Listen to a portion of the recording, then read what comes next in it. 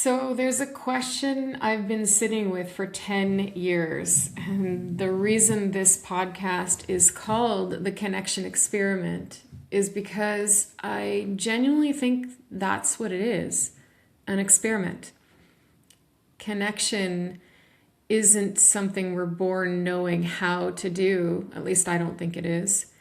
It's something we practice or we lose. And I don't know if you've noticed, but we are losing it. We are more informed than any generation in history and lonelier than any generation in history. We talk to AI sometimes all day, and there are fewer people for us to call. Numbers that we are familiar with and people that we want to reach out to are fewer and far between. We often see friends, colleagues, family online, on screens, and we convince ourselves that being seen and being broadcasted are the same thing, but sadly they are not. So the connection experiment of the decade is going to be whether we can still build rooms where humans feel connected to each other. And this episode is very special because we at Coach Academy are building rooms that people can feel connected in.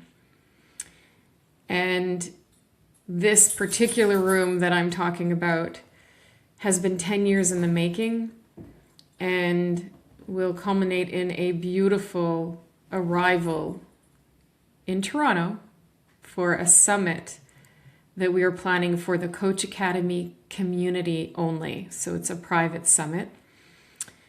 But I'm talking to you today about the summit because the summit represents 10 years. It's not just a number. It's experiences, it's learning, it's growth, it's failure. Oh my gosh, a lot of failure. It's fear, a lot of fear, and pivoting. And I wanted to share what that number means to me today. So 10 years of Coach Academy is 10 years of pouring my heart and my soul and all of my resources into this community, this company, these programs, and most importantly, the people who join us. And I really am feeling so grateful to sit here with my coffee, cheers, my dogs on a rainy, chilly April morning on a beautiful farm that I live on with my partner, to be able to share with you what that journey has been like, in hopes that you will also perhaps see yourself in some of the parts that I share. And most importantly, to know that you know that if I can do this, you can too. I think it's important that we sort of ground our impressions of what successful people are, what they look like, what they do, because I don't think success is a personality. It's something you chase perhaps, and you cultivate and you work really, really hard on, if you're me anyway. And it's imperfect.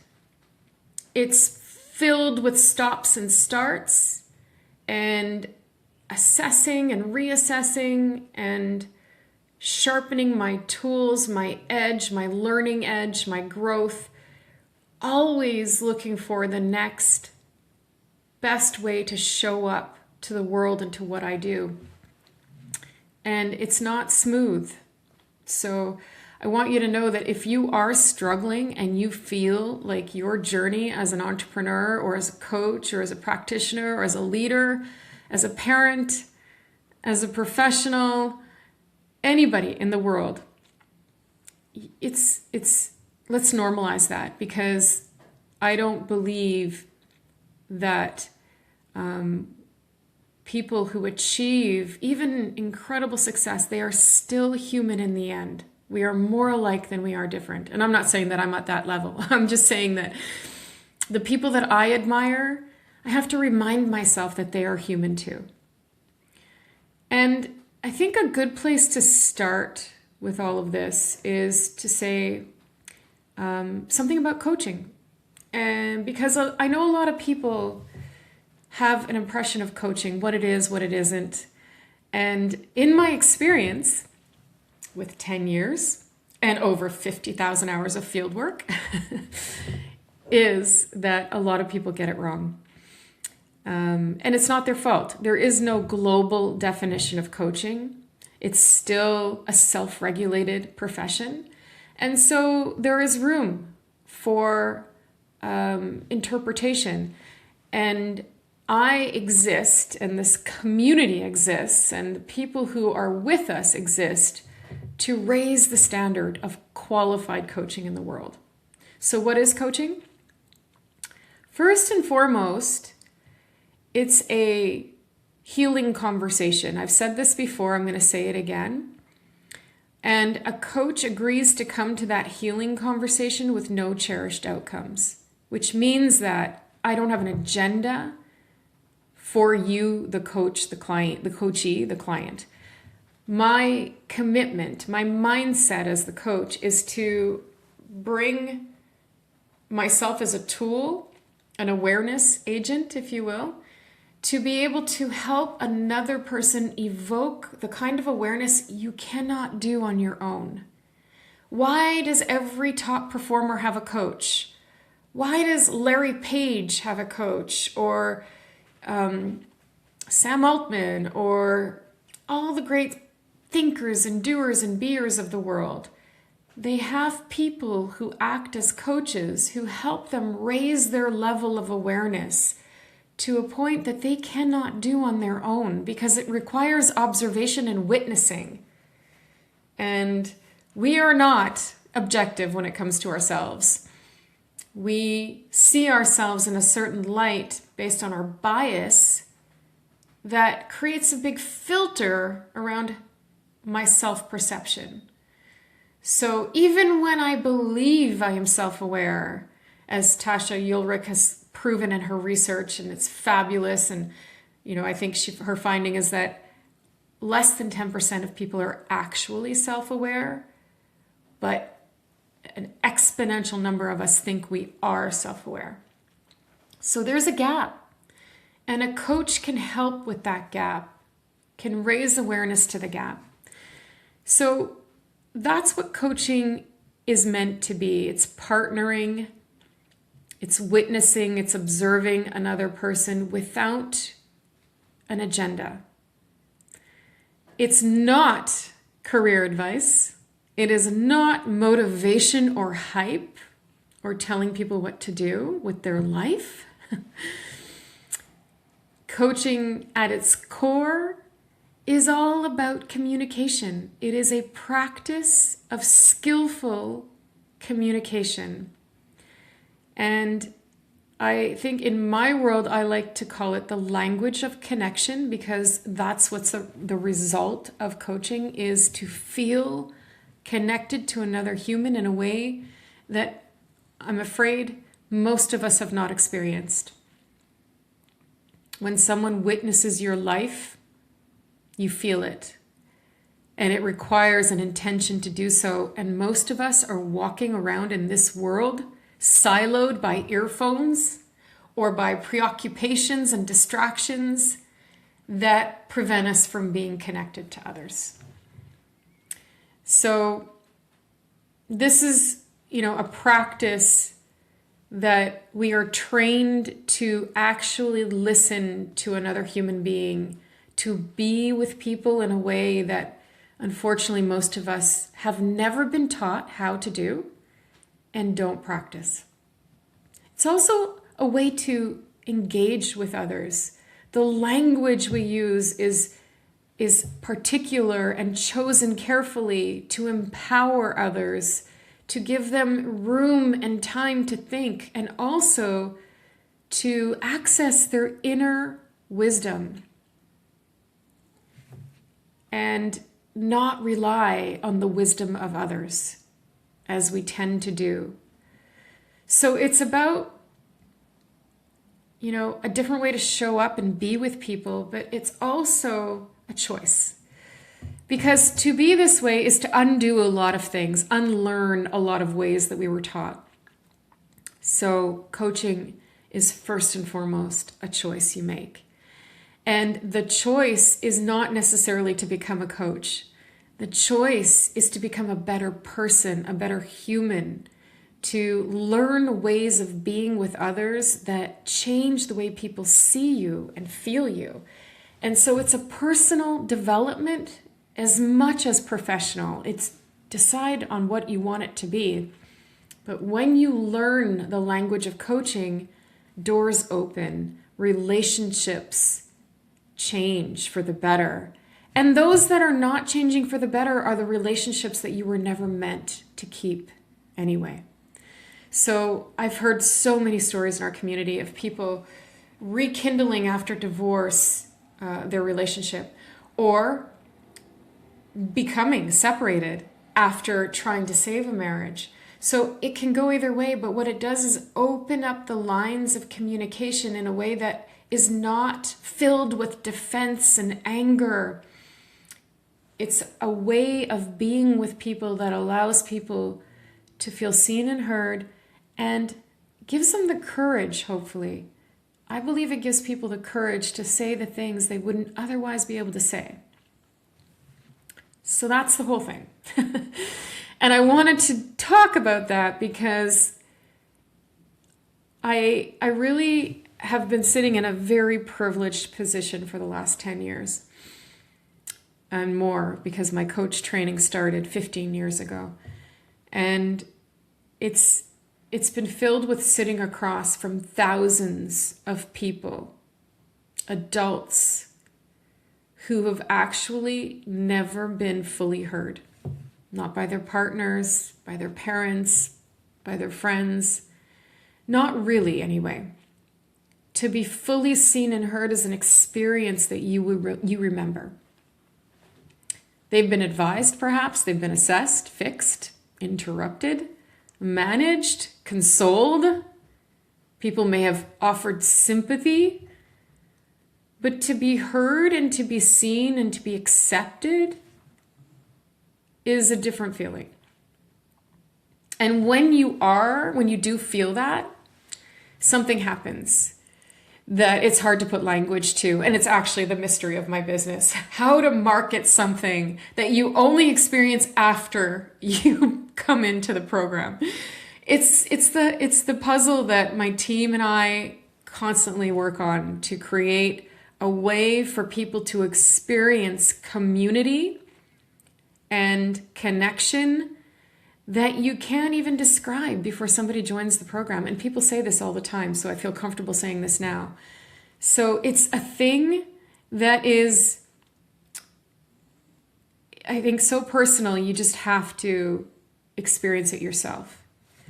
And it's so powerful, in fact, that I am doing a TED Talk on this piece, on the connection, on the language of connection, and the opportunity to teach these skills to children, because I don't believe that adults have ever been taught how to communicate in this way. And so I'm doing a TED Talk on April 25th because this topic deserves a voice. So back to today and 10 years.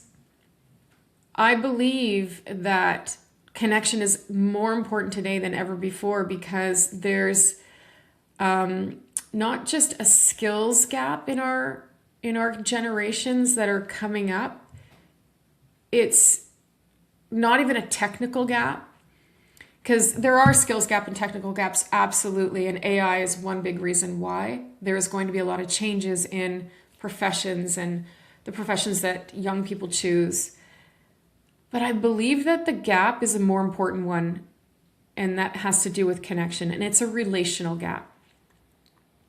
We don't need more information. We have information at our fingertips between Google and AI and everywhere I turn, there is another opportunity to have faster, better, stronger, more immediate access to information. We don't need more information. We need to practice being human together. That's what I believe. And I didn't know this 10 years ago. I just knew that I was missing something in my life for sure. The TED Talk journey has actually really brought to light so much of what I felt as a child in school and growing up, not ever feeling understood, which is not uncommon, I think. And I think this is an opportunity to explore what's missing. And so 10 years ago, I was willing to sit on my couch and start to try and figure out what I couldn't put words to, but I knew lived in my heart. So my couch was a very central part of how Coach Academy came to be. And I just want to say there were people everywhere that supported, mentored, and helped me. I was definitely not alone. This is not a journey that I started alone, and it has never been one. I don't think you can be an entrepreneur and be alone in your journey. There are too many people who support what you do along the way. So I just want to say that flat out.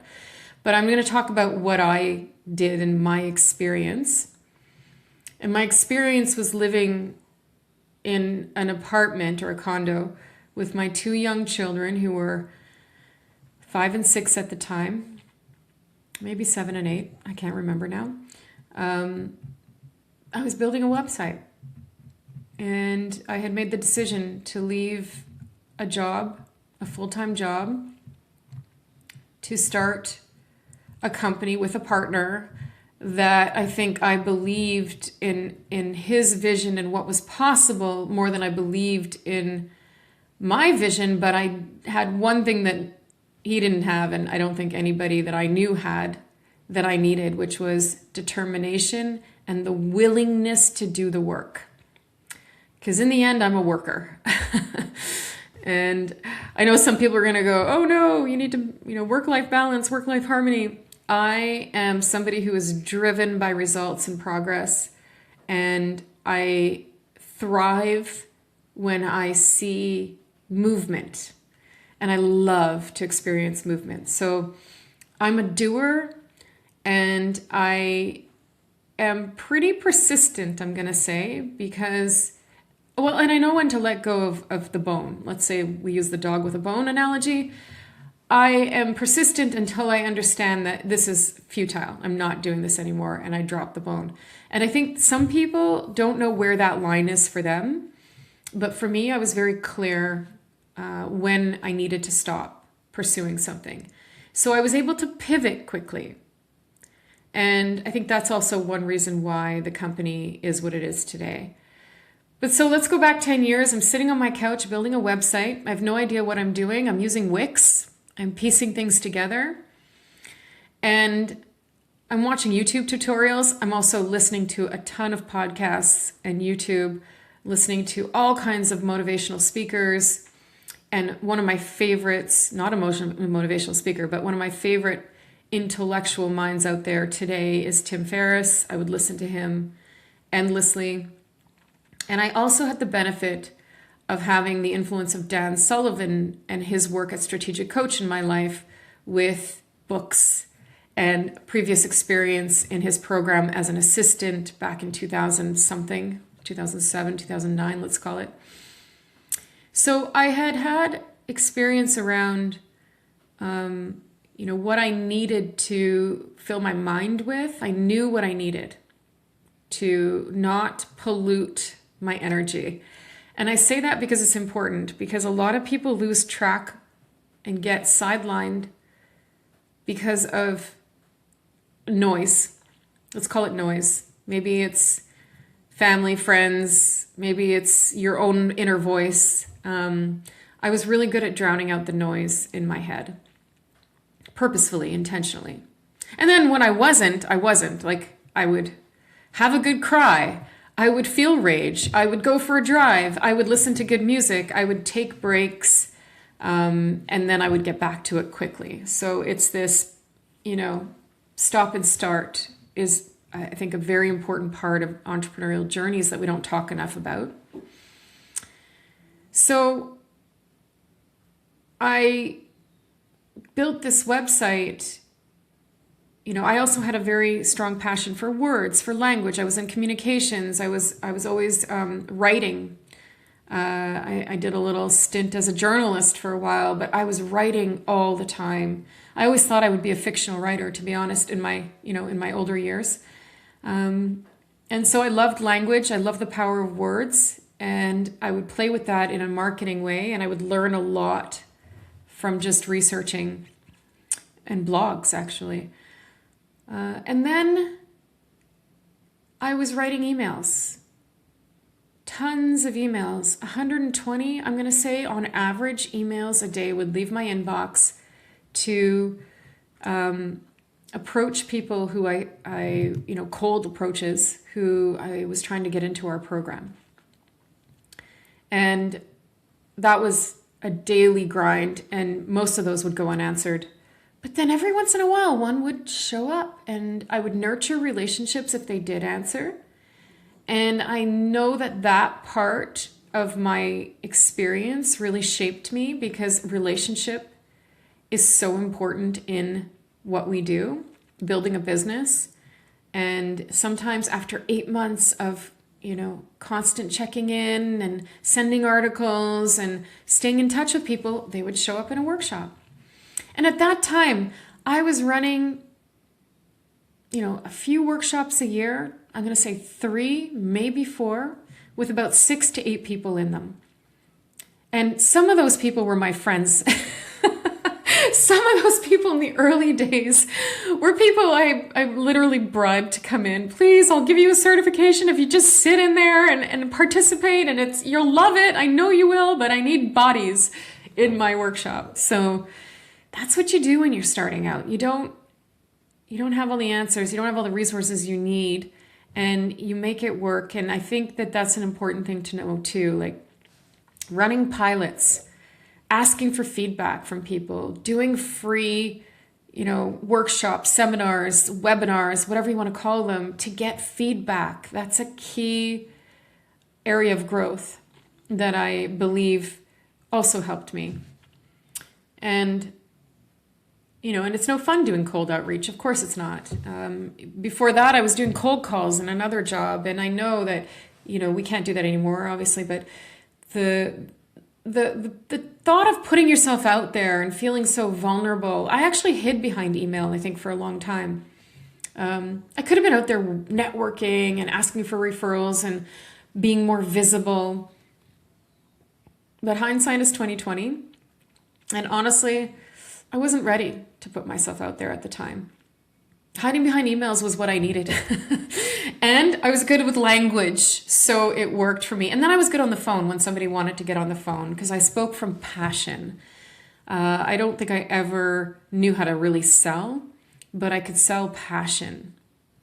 Like, I didn't know how to sell the course and the materials, but I could sell my passion for coaching.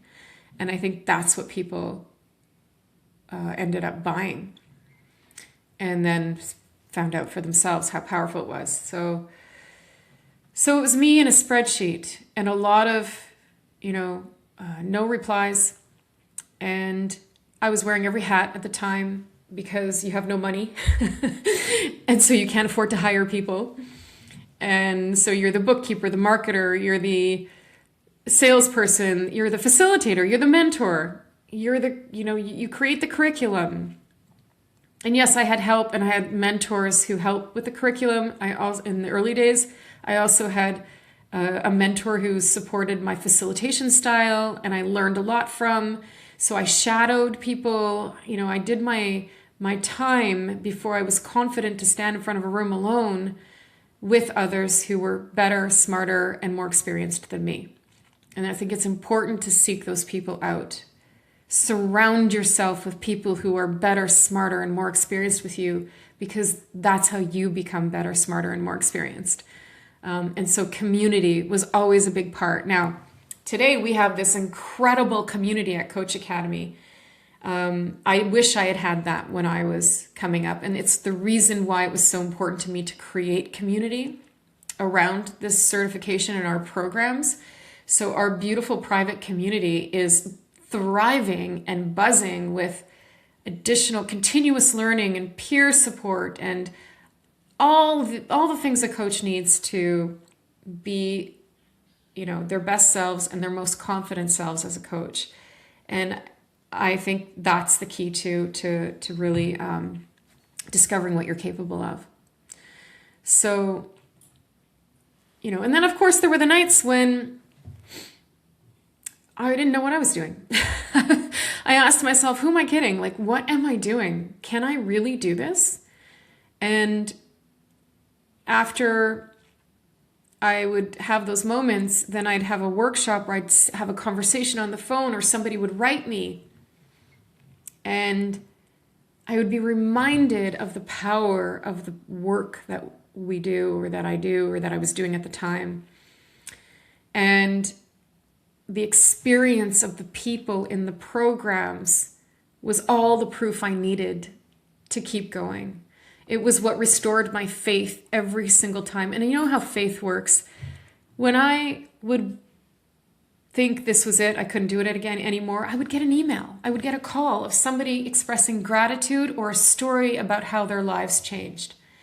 And that was partly, I think, my reticular activating system, cultivating the mindset of looking for opportunities on a regular basis. And then also it was partly just, I think, the universe and karma in action, because when you're on the right path, things like that happen. Jim Collins has a new book coming out. I can't wait to read it. I'm forgetting what it's called at the moment, but it's about discovering your code, what you're meant to do in life. And my code is absolutely curriculum, program design, and facilitation. And all of that has to do with coaching. But I love to learn, and I love to take information and package it in a way that people can enjoy it and learn and experience it. And that's my passion, absolutely. And I was reminded that, this work is beyond me. It's not about me. It's about the people who get to experience it. And it always was. The mission was always about multiplying the impact of coaching in the world. And so the data of the people, the information that I was getting back, the feedback, in other words, was the experiment working. The connection experiment was working. And the lesson over those first 4 years, as I look back, I think is that connection is built one conversation at a time, and you have to take the time. There's no shortcuts. The grind is the lesson. Without it, I would not know what I know today. And if my path had been easier, I don't think I would be here right now. I wouldn't be as resilient or determined. And I wouldn't have had to test my will and my belief and my mission along the way to truly earn this place that I cherish at this moment, and I sit with privilege, I believe. And then the door blew open. Because you can't predict the path your company or the trajectory your growth will take, or your entrepreneurial journey will take. At times is very unpredictable. And so at that time, it was 2020, and if we all look back and think back, what was I doing in 2020, especially March of 2020, we can all think about the world shutting down. And before COVID Coach Academy was an in-person company. We were in hotel rooms and conference halls and big cities and coffee and croissants on the table and eye contact and, meeting people in person. And then overnight it was gone. And I had 8 people starting a workshop in March of 2020.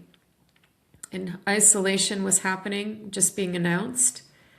And I had to adapt or die. Literally, those were my choices. Adapt or go out of business.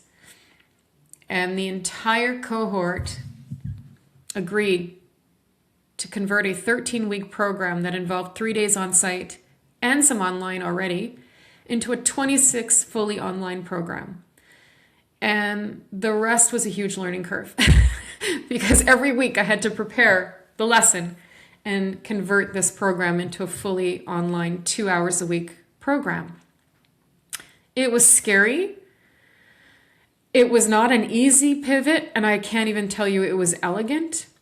I was terrified, but I also knew that I could do it because it energized me. The challenge really brought me to life, and I knew the program itself was strong enough and was built to break through, the digital Zoom walls. Because the program isn't the program. The program is the experience the person has in the program. And that was what I built my confidence in, is I had faith that the power of learning coaching skills could translate any divide. And then, something happened that I realized, that first cohort was amazing. In fact, one of the students ended up working for me for 5 years as an admissions coach. Wendy was incredible. She always joked that she showed up for her program and then she just never left. It was an amazing cohort and it was an amazing experiment. Again, another connection experiment that really worked. And so the door opened and I had to walk through it. And that was a choice. I didn't have to walk through it. I could have said, okay, I guess I'm done as an entrepreneur and I'm going to go find a job. There were many other options, but I chose, and it wasn't a choice I'm going to say that I made consciously. It was a choice that I made as a result of the information I had and the calling in me to do that. So what happened in COVID was actually, it took Coach Academy out of geography. Suddenly, not just the country was within reach, but the world was in reach. And the days of travel and hotels and long day events and people leaving their families for a weekend to come to these courses and parking and hotels and all those restrictions were gone. And the business grew exponentially, which forced other learning curves. So we think of growth as this, oh yes, amazing, victory. But then you go, oh my goodness, I have to scale this and I don't know how to do that. Because I was one person and I couldn't do it all. I was, I didn't have enough time, enough parts of me to service the people that I wanted to service in the way that I wanted to service them. And so that was one learning curve. The other one was digital marketing became a huge learning curve because it was what we built our business on in the end. Before, after all those hours and days of email marketing, it moved to digital marketing. Then it was hiring learning curves. Then it was accounting learning curves. All part of scaling. And it's the only, I don't think, well, maybe some people have mentors and resources. And I did have mentors for sure. And I did have people that I could count on and great resources. But it's really the only thing, it's the kind of experience you only learn in doing. Having it, being in it is the best experience for sure. And then I had to multiply myself. And I resisted that terribly at first. The program, and eventually multiple programs, were my baby. I had poured my heart and soul into them for years. And the clients were my heroes. And I actually get emotional when I think about this. The clients were my heroes. I was so afraid to let them down that I was white knuckling my hold on the client experience. And it was preventing me from growth. And I think it's something that may stand in the way of a lot of founders. So strategically, I knew that I had to pass the torch. And what I knew for sure was that the person I passed the torch to was somebody who was built to care, built to nurture, to embody the coaching principles the way that I did, and I deeply held on to. And when I met her, the first multiplier, I knew that she was the right one. And I think the gift of COVID, another gift, was that I could look for brilliant talent in places that I wouldn't have been able to before because it was all digital and virtual. So again, another door opened to go and cross the country looking for talent to bring into our company. And the talented people that I have had the pleasure and honor of working with over the years is just a dream come true. And it wouldn't have been that way had I not been through every challenge up to that point. So again, that resistance, the challenges, the grind is how we grow. It's how we learn. It's how we evolve. And then the next challenge was to create the connection. Again, that connection experiment was all about living in the virtual worlds and being skilled at messaging through a screen and creating the kind of connection that people actually felt in digital rooms. And people actually have said they have found the kind of connection in our community and in our classrooms that they've never felt anywhere else.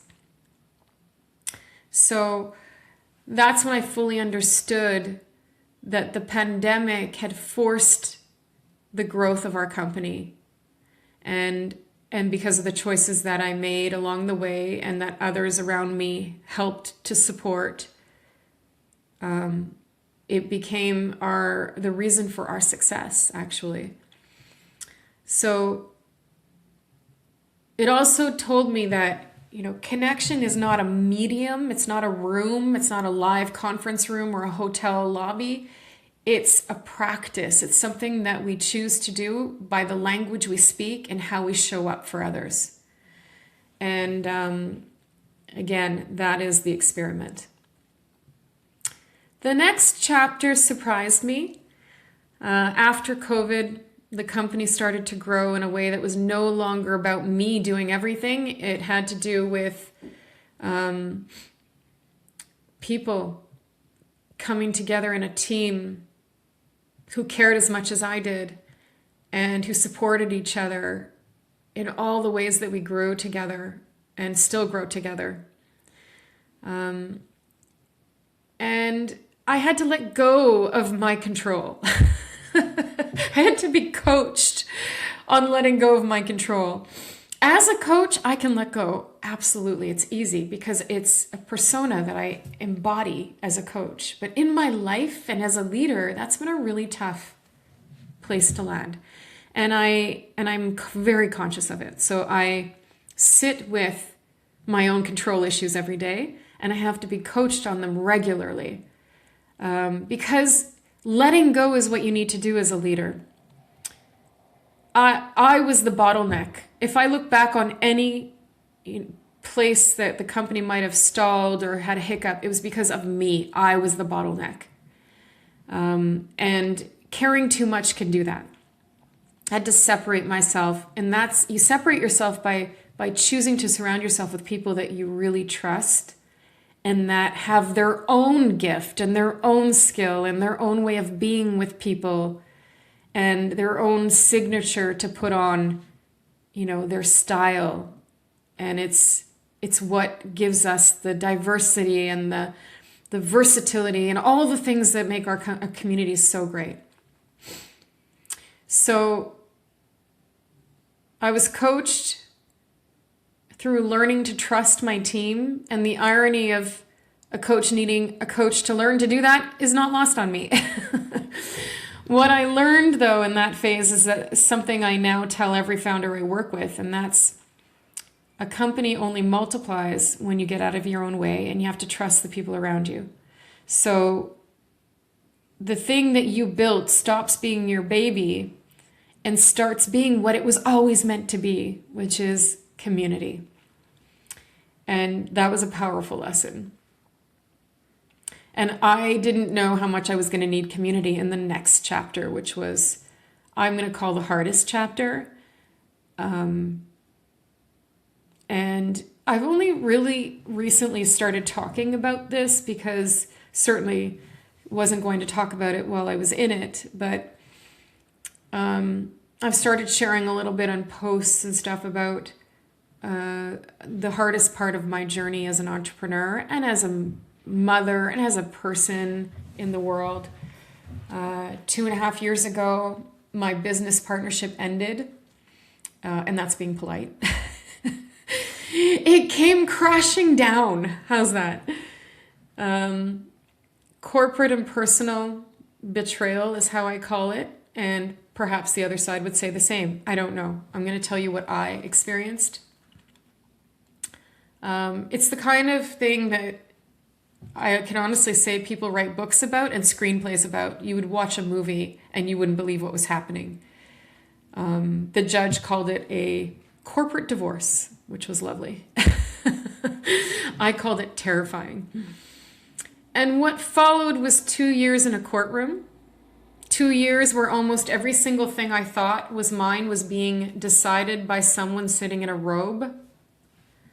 And 2 years where most mornings started with my stomach in my throat, anxiety that you couldn't even describe, and nervous system completely shot.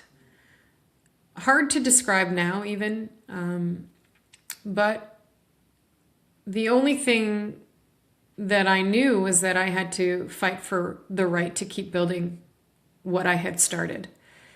And everything, I think, at the time was pretty much out of my control. It felt that way.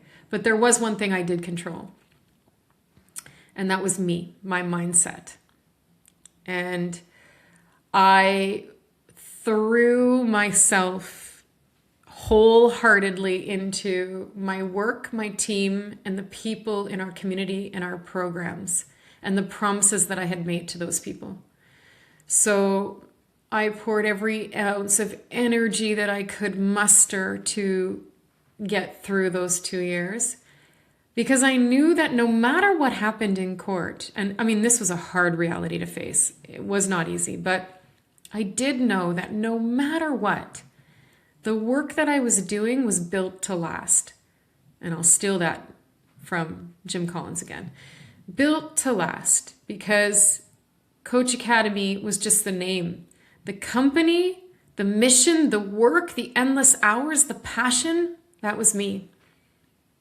Everything else could fall apart, but that was me. And so I knew that I was always going to be okay and do what I love. But the realization that I could lose it all was a really tough one to face. And so what I want to say right now is the coaching mindset is what got me through the hardest time of my life. It was what I needed to survive, the tools that I had as a coach. Turning the why did this happen to me, into a what is this teaching me? What is it for moment? What am I missing? What is the opportunity around the corner? I had to reframe myself over and over again. I meditated when I couldn't sleep. And in the mornings, I tried to meditate. Gratitude journals were everywhere. Vision boards. I constantly reworked my vision. I would walk and visualize. I would do, all the things that I thought I needed to do to keep my vision for what I wanted, not what I didn't want, because that was always haunting me, the what I didn't want. So I had to really work on programming my reticular activating system to pay attention to the things I wanted so that I wouldn't be drowning in the threats that I was facing every day. There were days where I felt lost. It wasn't easy. I felt fear, so much fear. Grief. I didn't know I was grieving until I started a program at Harvard. One of my classes from my master's program was on grief. And I showed up to that class expecting to learn, some skills to support coaches to support people in grief. And I turned out to be the person grieving. So, and my kids were grieving, and it was a loss that was all-encompassing in that time. So it was easy to lose myself, and so I had to come back to the tools, the mindset, the focus of a coach. And those moments of dread and fear and grief would pass. They're like waves. They do pass. Nothing stays good, nothing stays bad. And so I would refocus, and I would get better questions, and I would push through, and I would be coached a lot. I leaned on my team. I leaned on the people in my life who were supportive. My parents, oh my God, my parents were amazing. My partner, who I met actually in the second year of that court battle, and what a gift, grounding and anchoring in a way that I had never felt. And so even in the hardest time of my life, one of the most beautiful things happened in my life. So it's never, there's so many things that we don't see if we're stuck in our fear. And on June 1st, I got out of bed to discover that the judge had granted me full ownership of the programs and the company I had built. And that day was, it was like freedom. Freedom and unbearable emotion. Because freedom doesn't come easy, and freedom has a price. And the price was huge, not just financially, but also physically and emotionally. So there are ways, that I have learned to cultivate the mindset of a coach, even when I didn't know I could. Like, I had to fight and work to do so. And it's the reason I'm sitting here today. I can talk to you about connection. I can talk to you with authority about the power of coaching because I have lived the power of coaching many times in my life. And I think that we have to, share that knowledge with people and to support you in finding your strong ground, to borrow from Brene Brown and her recent book. Strong ground, which is also the topic of our book club this month, which is amazing.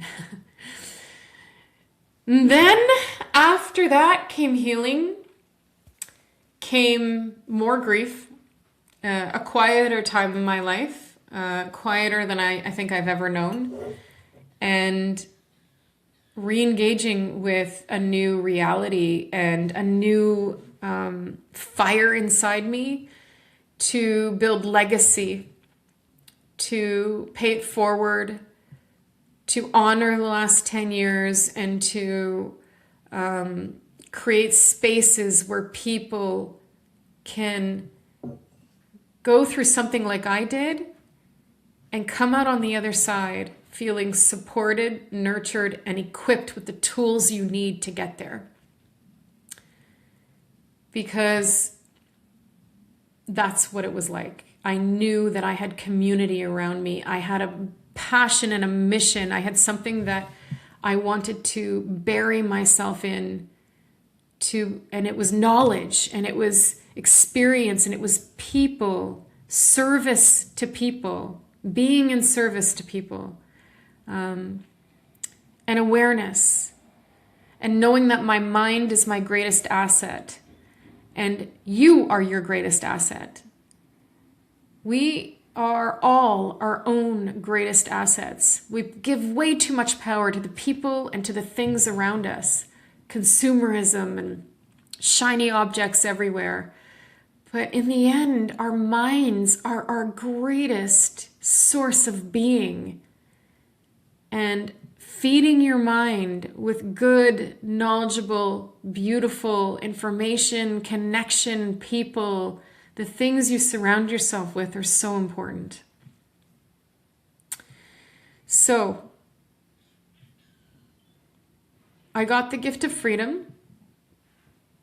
I also got the gift of connection. I got the gift of love. I got the gift of modeling for my children what it means to be on a mission and also to be human, to be frail and to be strong at the same time. I don't think the two live in isolation. And all of this journey, this path, and this awakening, and this awareness, and this community comes together on February 1st, 2027, in a room that is grand and beautiful, in a salon-style summit where we meet 10 years in one room to celebrate a decade of connection. And I hope that the people in this Coach Academy community will come. And if you're not in our community, maybe you'll join our community so that you can come too. Because this room that we are meeting in is built for connection. It's built to prove that connection is needed. Human connection is needed in our lives, and that it still exists. And that I hope that you are inspired to join me and amazing people, all the incredible people in this community, and that I just can't wait for our summit, 10-year summit. Toronto, Canada, and February 1st. And this is a moment of opening doors to the next 10 years. And I can't wait to do that with the people in the room. And that's all I have. Thank you for listening.